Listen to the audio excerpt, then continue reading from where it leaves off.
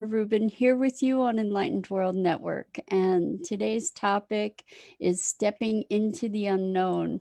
And that can be a terrifying or an exhilarating experience for us. But I am excited to talk about what's possible when we embrace the unknown with excitement and anticipation. So before we get started, let's just take a minute or two to get present.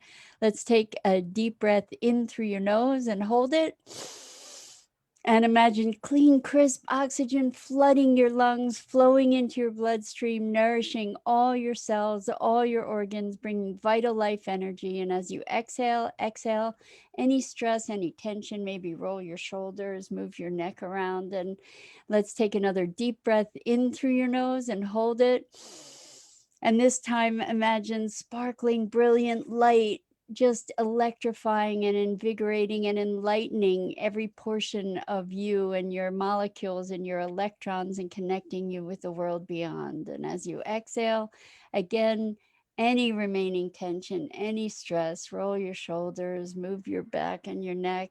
And now let's just gently press our palms together and really softly rub your fingers against your palms to feel how delicious that sensation is, the tickling and the tingling and the soft movement there. And allow yourselves to become present right here, right now. Welcome, welcome, welcome, Irma. Great to have you here. That's awesome.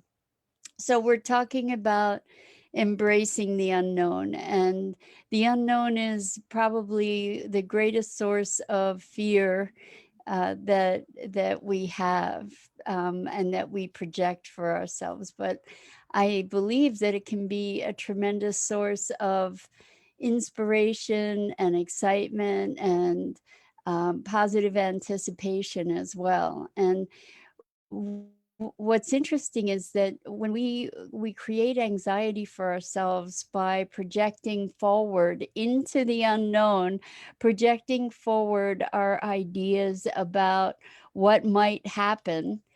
And so we're crafting a story about the unknown that then we respond to with deep anxiety and fear and upset potentially. And um, what's interesting is that we project these ideas forward, we act as if they're real, and that we know that that's true, and then we respond to that whole story.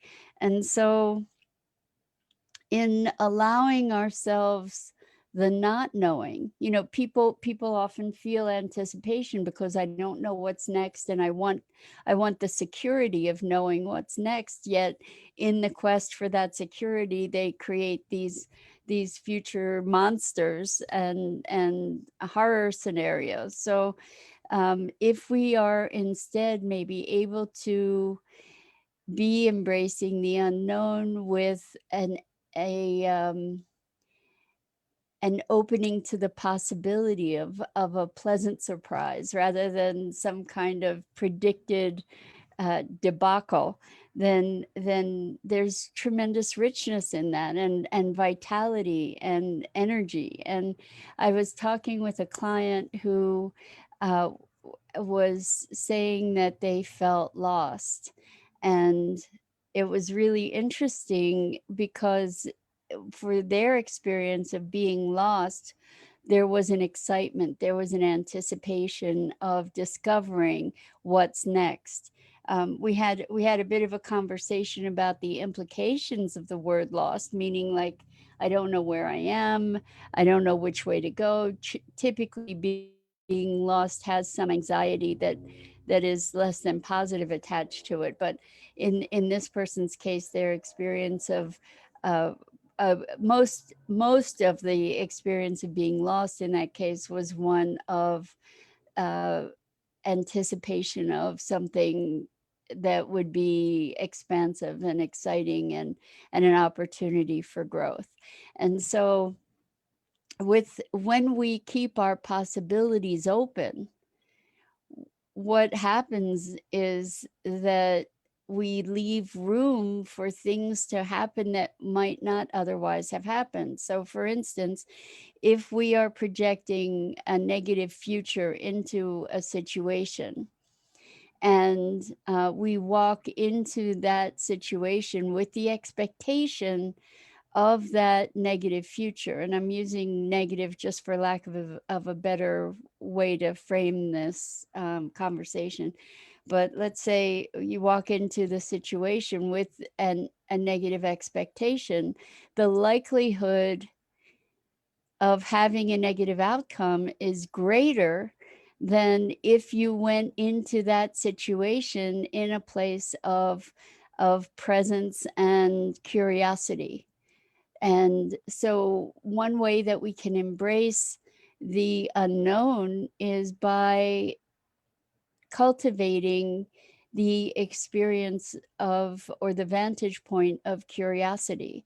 Like, what's possible to be going into a situation instead of creating the false security of a negative projected narrative, which is ironic, right? That projecting a negative narrative would be giving us a sense of security, because then we think we know what's going to happen, and that gives us more comfort somehow, even if it's bad, than walking into something that is, you know, where we have an open mind, open heart, with curiosity.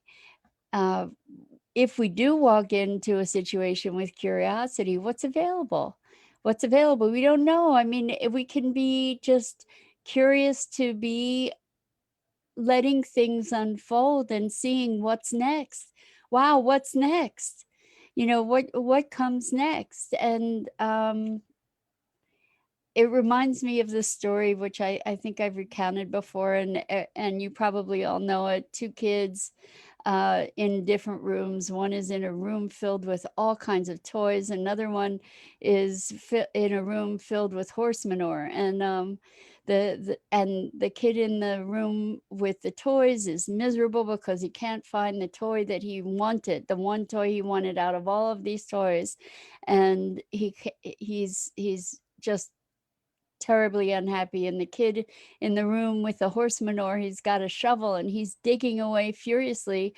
And somebody asks him, you know, you're in this room filled with horse manure. What are you possibly whistling and singing about?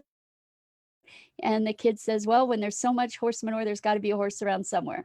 So I think that we have the opportunity to be monitoring, choosing, focusing our attention on emotions and perspectives that serve us. And curiosity, you know, it's interesting too. I'm hearing curiosity killed the cat. You know, that's what we grow up with, and that's a way to quell our curiosity. And the thing is that curiosity is tied in with our life force, like the curious anticipation. Good morning, Dido. Welcome. So glad to have you here. We're talking about embracing the unknown. So and the vitality and possibility that's available when we cultivate a perspective, or a positive anticipation and a curiosity about what's next. And one of the things we've been talking about lately is moving in life from a place of its perfection. Like my life right now, as painful as it might be, as crazy as it might be, somehow, like if we can allow for it to be perfect, we release some of the resistance to the circumstances, and we can then maybe from that place find an at least an iota of curiosity, like what's next in positive anticipation, what could possibly happen now that might be wonderful, rather than what might happen next that's going to be terrible. And when we've talked about creating stories to combat fear yesterday, I think it was yesterday, where we were talking about if there's a fearful story that you hear yourself creating, you get to create 3 stories of strength and triumph. And the same is true with the unknown. A lot of our suffering comes from projecting forward into a future that doesn't exist because it hasn't happened yet, but we start projecting forward about all the terrible things that are going to happen or that could happen going forward into the future. And instead, we could be making more stories that are positive about the future. And the more stories we have about the future, whether it's positive or negative or neutral or whatever, the more we realize that we don't know what the future is going to bring. And then we perhaps have the opportunity to step into the beauty and the richness and the potential of not knowing. So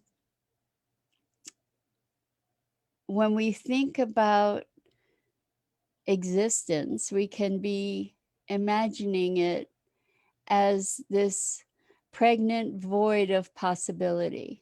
Void meaning just like this vast, endless space of possibility.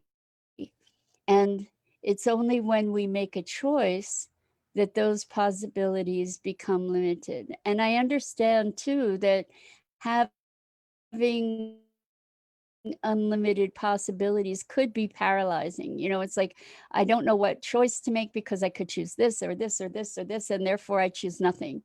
And that brings us to a place of looking at how do we make decisions, and what are the decisions that we've made that are the most that have been the most productive for us.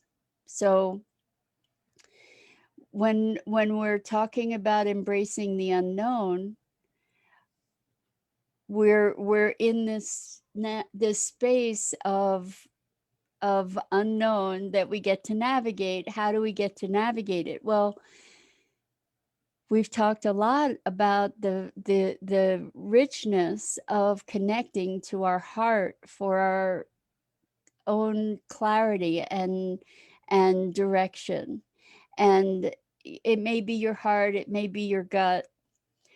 Um, and this is not from a place of reactivity. I'm not talking about from a place of emotion. I'm talking about the heart being the life force that is pumping through us ongoingly, and the consciousness and the intelligence that is other than our rational thinking. Because I don't know about you, but I know that when I have followed my heart, I have had miracles happen, and I have found a much greater alignment in my path, in my purpose. When I followed my head, when there's an argument between my heart and my head, when I followed my head, I've managed to get myself into more trouble typically than when I've followed my heart. So in navigating the unknown, the more we're able to cultivate that deep trust for ourselves, uh, and that inner knowing, the easier our passage is going to be. The more graced that passage is going to be, and possibility breeds more possibilities. So as we refrain from making determinations about things, about the way things are going to go, then we keep the possibilities open. And so I'll give you an example. Um, I've been working to collaborate with someone where we have a fixed deadline for something that is going to impact a bunch of people, and I'm reliant on this other person to perform and provide something for me in order to be able to fulfill this uh, commitment. And in the past, uh, I would have experienced tremendous nervousness when deadline after deadline incrementally was missed by this other person. And in fact, you know, it's still up in the air as to whether they will deliver or they won't. And in the past, who the self that I was in the past would have been gnawing my fingers to the bone, you know, like gnawing through my nails into my fingers, you know, like I would have been beside myself.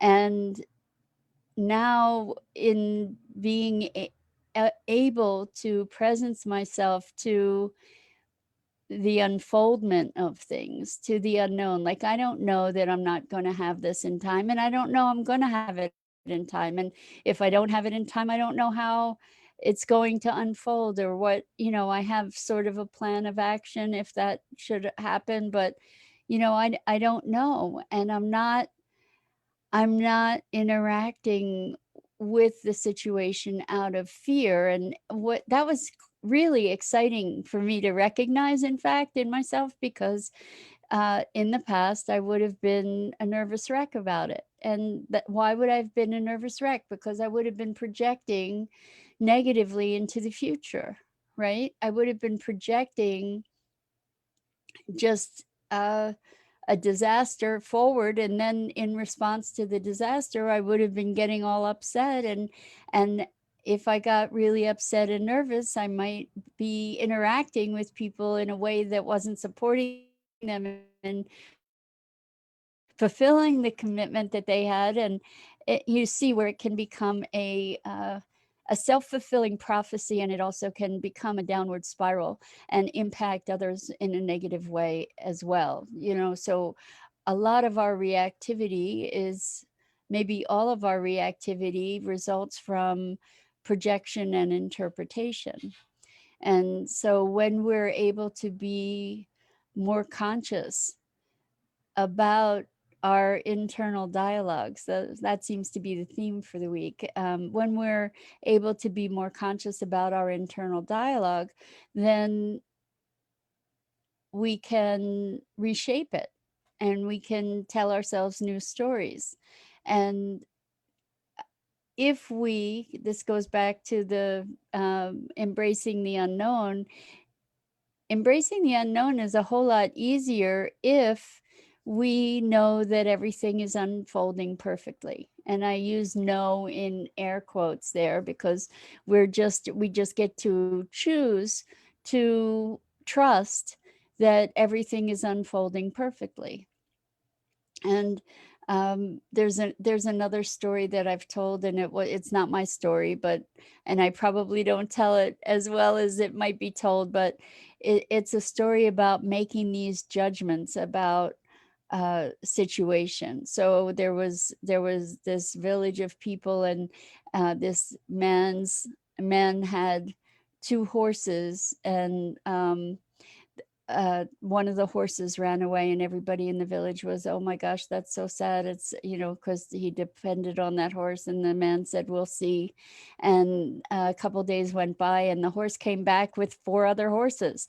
And everybody said, "Oh, that's wonderful. That's so amazing." And the man said, "Well, we'll see." And then the man's son broke his leg, and everybody, because the son helped the man with the farm and all of the chores, and everybody said, oh, that's such a tragedy that now he can't help. And the man said, we'll see. And then the military came and was conscripting all the young men in the village, and because the son had a broken leg, he didn't have to go to war. And everybody said, what a blessing. And the man said, we'll see. And that's really what we're talking about here, is allowing life to unfold without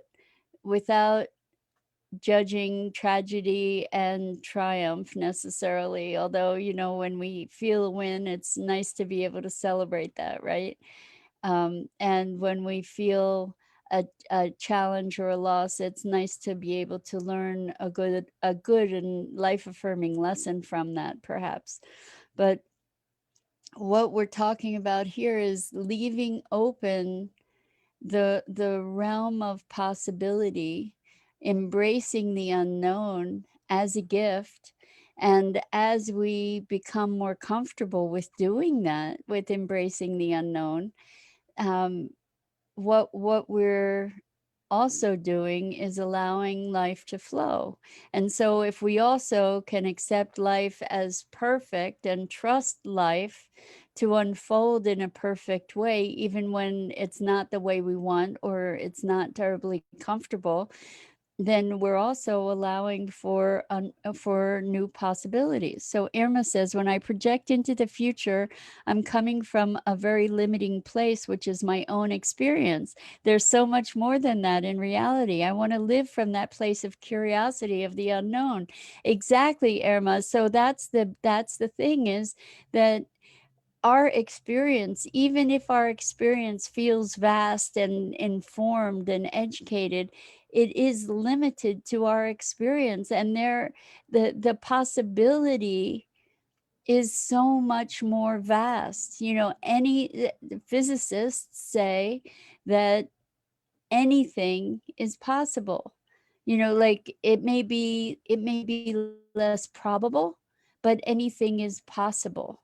So we could imagine a statue emerging fully formed from the ground.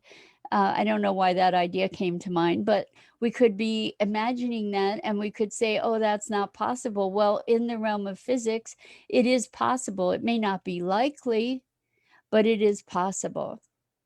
And uh, when we open our minds and our hearts and our will to possibility, magic happens. Some of these things that would seem less likely start happening. We meet people that are unlikely. The one person we meet is the person that connects us to something that we are inspired by, and or the one person that's going to open the door to something we've been dreaming of.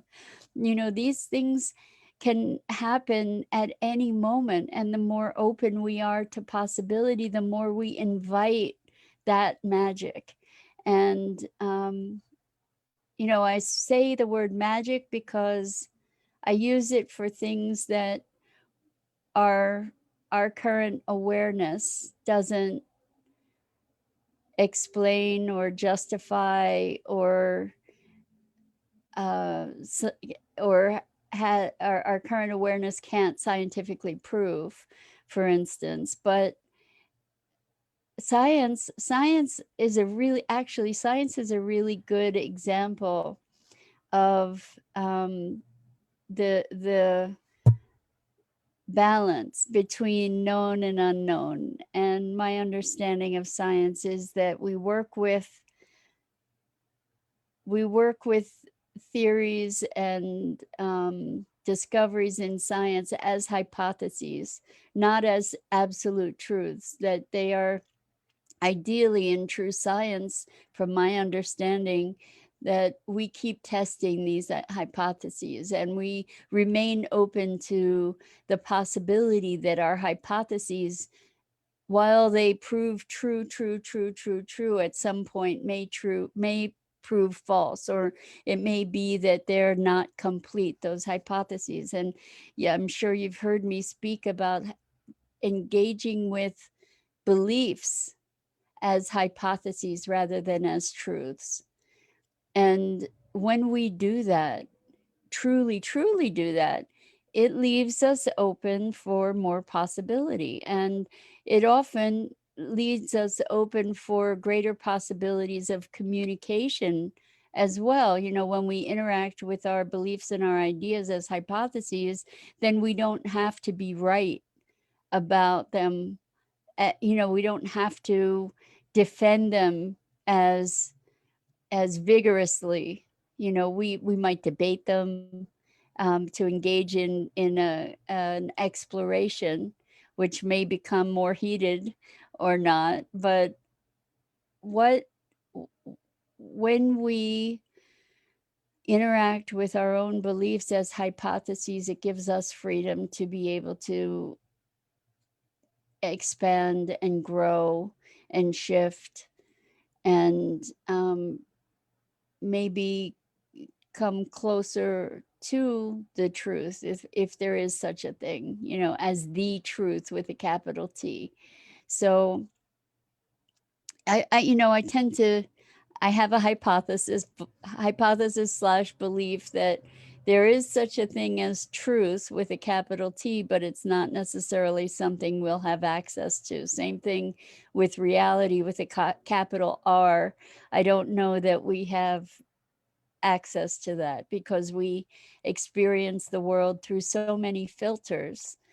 And when that's really the core of the conversation here, is that by embracing the unknown, we get to potentially move beyond our filters. And there's the reason behind that conversation for me is that is a path to freedom. For me, it's all about freedom. And you know, I believe that we are innately free, and then we impose all these constraints upon ourselves, you know, our beliefs about how things should be, which is really interesting, how things should be, how we should be, how life should be, how we should feel, how things should work, how things do work. You know, I I have had experiences where people have said, "Oh, come on, get real." You know, like, that's not reality. Like, I know what reality is. And it's so interesting to me, the more I learn about the way that we think and the way that we interact with the world, the less I believe that anybody knows what reality is. You know, we have hints. We have hints that we then interpret and extrapolate on, right? What we can talk about is our own realities. And yes, there may be a lot of overlap between your reality and my reality, especially when we talk about what reality is. Like,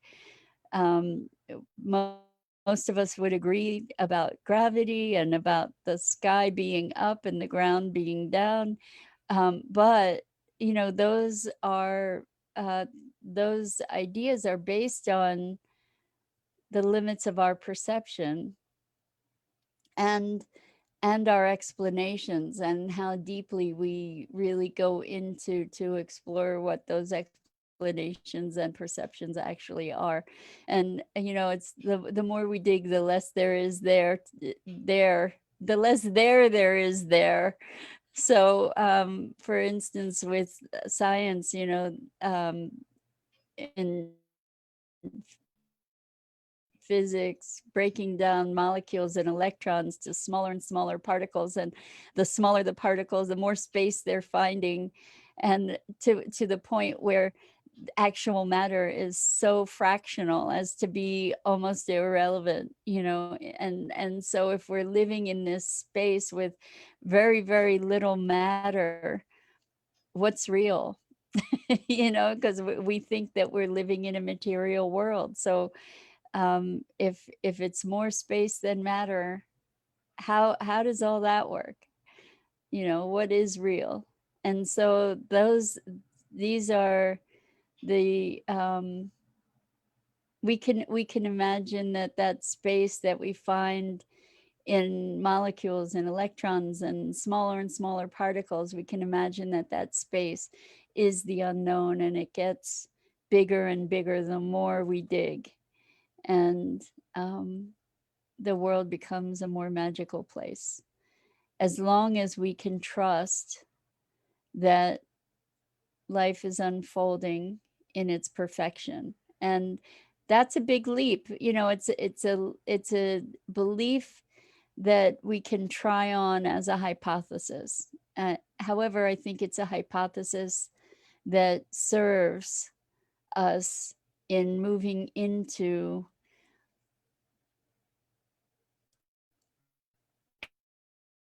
expression of our greatest possibility.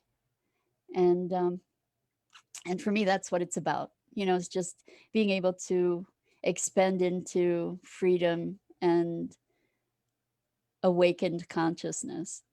So I think I'm going to call it quits for today. I think that's it. So I want to thank you so much for being here and engaging in these conversations with me. I'm so grateful to you to have this space, because I notice for me, I think out loud a lot, and talking through these things connects me to a sense of wonder and appreciation. Rosalind, great to have you here today. Thanks for chiming in. And anyway, I hope that that's the case for you, that these conversations are expansive and enlivening. And so with that, I'm Mira Rubin. This is the Core Connection, and the Enlightened World Network Facebook page at 9 a.m. Eastern. And I, again, thank you so much for being with me. And check out the other awesome programming on the Enlightened World Network. Lots and lots of love to you.